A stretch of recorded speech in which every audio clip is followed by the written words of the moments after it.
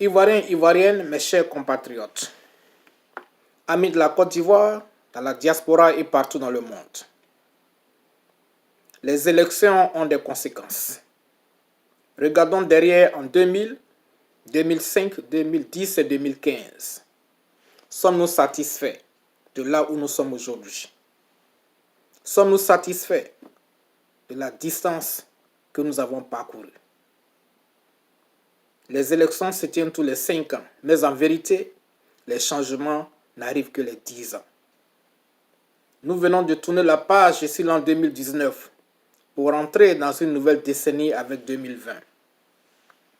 Je viens donc en ma qualité de citoyen libre, ivoirien de paix et de mer, président du Parti patriotique progressiste de Côte d'Ivoire, le PPCI, et candidat aux futures élections présidentielles d'octobre 2020, vous présenter mes meilleurs vœux. Je suis étreint par l'émotion, parce que mes pensées se tournent vers les martyrs et les victimes, connus et inconnus, pour la lutte de la liberté et des divisions, des conflits qui embarrassent notre pays depuis plus de 2 décennies. Les Ivoiriens sont en exil dans les pays maghrébins et en Afrique noire, et ils meurent très tôt. Nos pensées se tournent vers eux. Mes pensées se tournent vers les prisonniers politiques qui n'ont d'espoir que Dieu.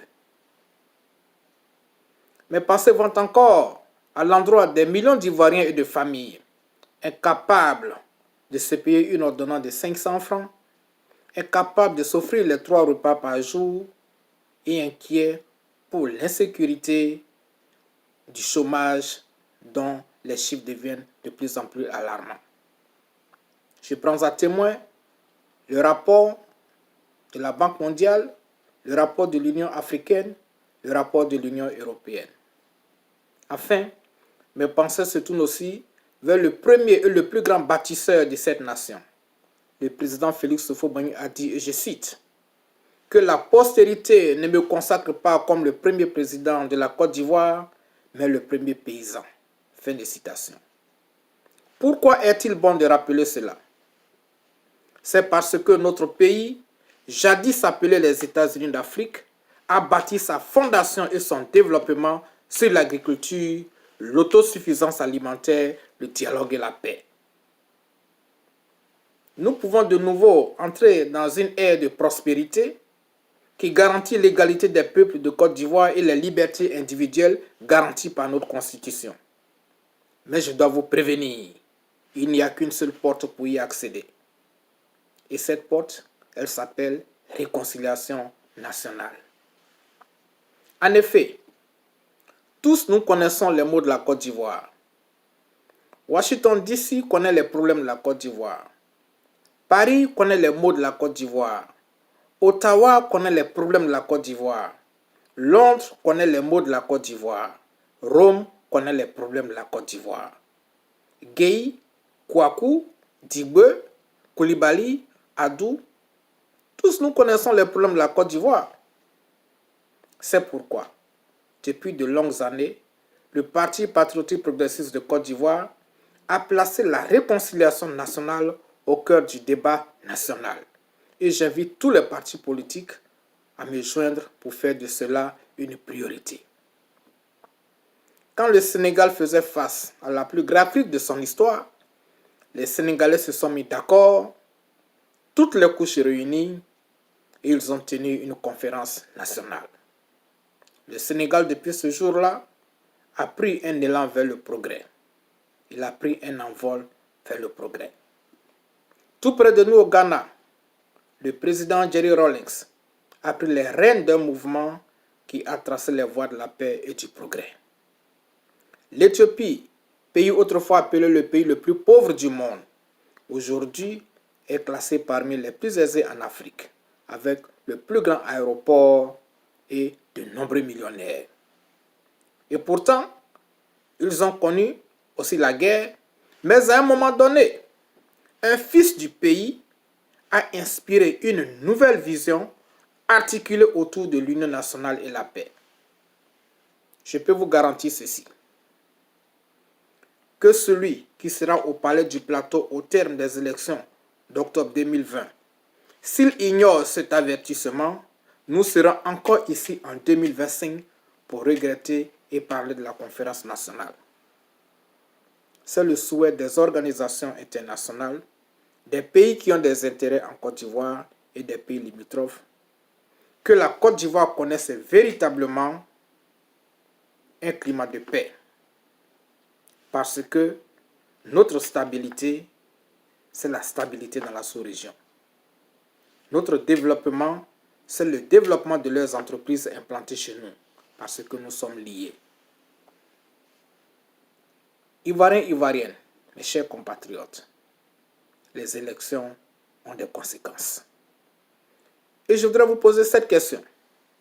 Selon vous, en cette période cruciale, qui est mieux placé, non seulement pour unir les Ivoiriens, mais est capable de comprendre à la fois le monde occidental changeant et les besoins de notre peuple. Il ne suffit plus d'être populaire à Yopougon pour être un président, pour faire un bon président. Et je vais vous dire, on n'envoie pas en mission chez le roi celui qui est interdit dans la cour du roi. En d'autres termes, on n'envoie pas n'importe qui en mission. Élire quelqu'un à la présidence, c'est l'envoyer en mission. Et au moment où je vous parle, une guerre est inévitable dans le Golfe.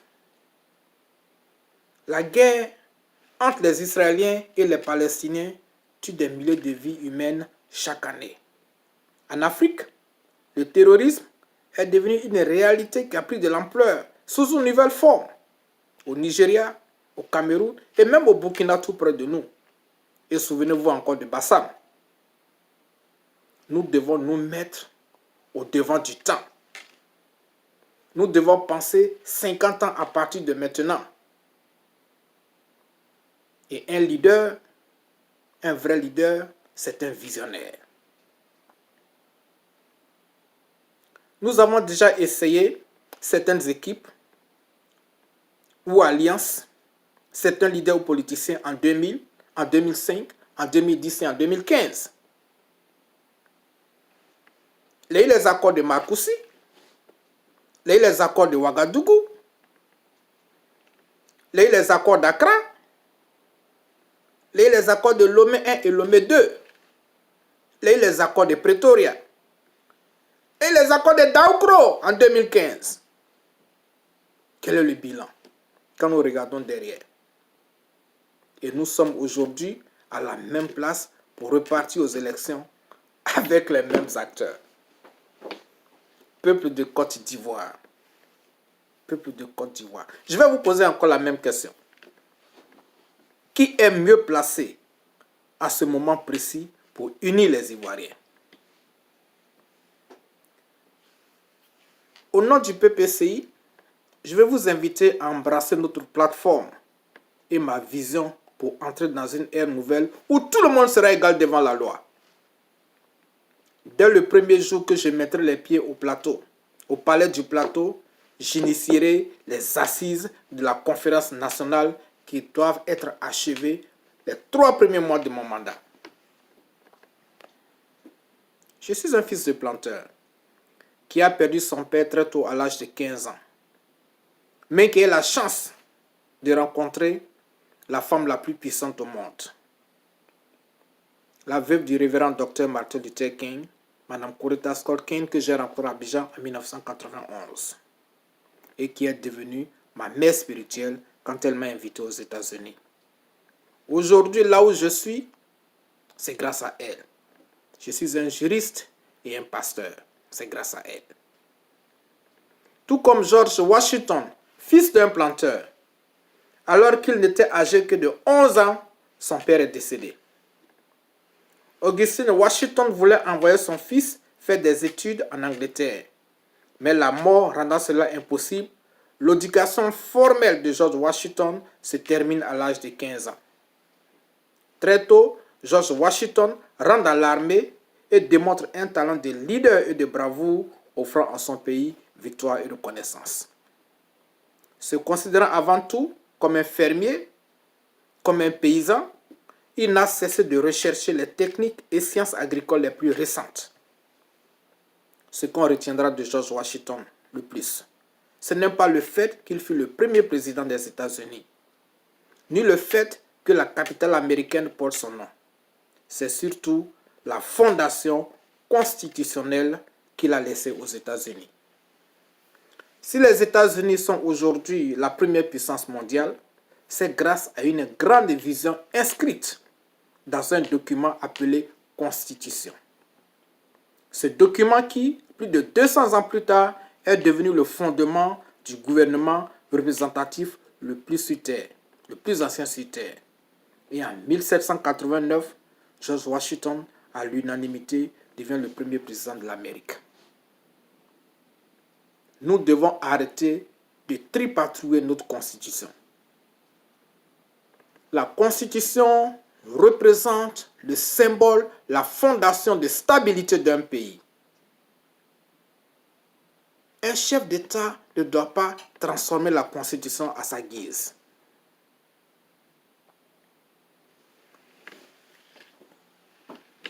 Cette fois, j'essaie de réduire mon message, mais j'aurai un autre message pour les députés de Côte d'Ivoire. Les jours à venir, j'aurai un autre message pour les députés de Côte d'Ivoire.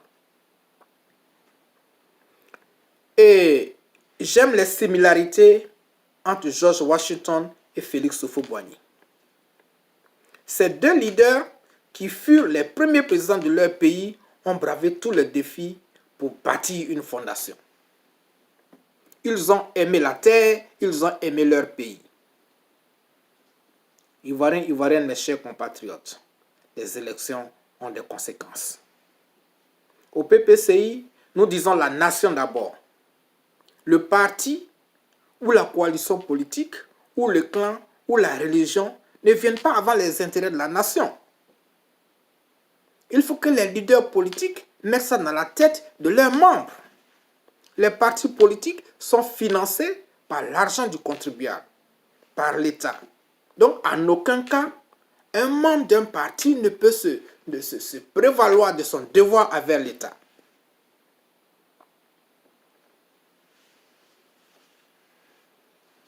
Notre pays a besoin d'un souffle nouveau, d'une nouvelle figure, d'un nouveau leadership pour inspirer une jeunesse devenue sans modèle, un leader qui a la crainte de Dieu.